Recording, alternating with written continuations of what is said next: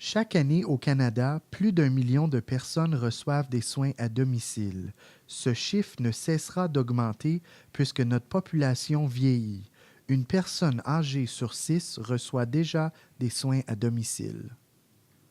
La sécurité à domicile, une étude pan-canadienne sur la sécurité des soins à domicile, est la première du genre à examiner les incidents préjudiciables dans le domaine des soins à domicile à l'échelle canadienne et internationale.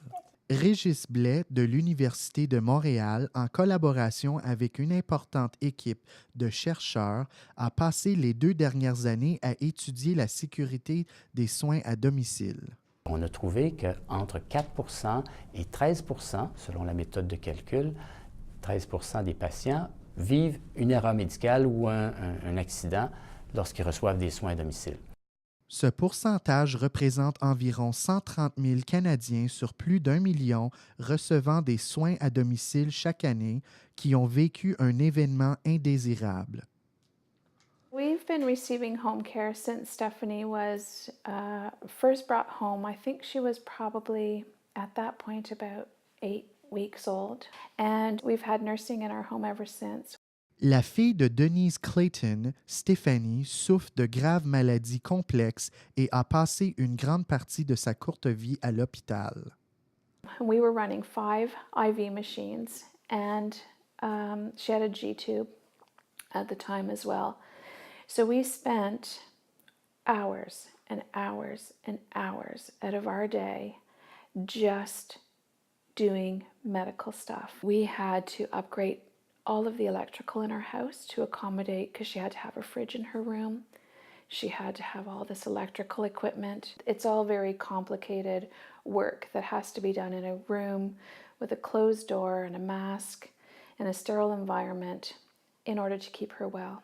Pour la majorité des clients recevant des soins à domicile, les services dispensés sont sûrs. Mais les soins à domicile deviennent de plus en plus complexes et à mesure que les demandes auprès des fournisseurs de soins augmentent, le risque de préjudice est plus grand. L'étude sur la sécurité à domicile survient à un moment crucial où le secteur des soins à domicile est en pleine expansion. Entre 2008 et 2011, le nombre de Canadiens recevant des soins à domicile a augmenté de 55 et cette hausse devrait se poursuivre en particulier en raison du nombre croissant de personnes âgées. Safety was a huge concern because Stephanie had a central line. So any contaminant into that line for her would be critical. On a examiné différents types d'incidents. Alors, les principaux qu'on a trouvés ou les plus fréquents sont d'abord les chutes. Alors, les patients tombent. Les erreurs de médicaments, soit qu'ils ne prennent pas la bonne dose, soit que ce n'est pas le bon médicament ou ce n'est pas le bon moment.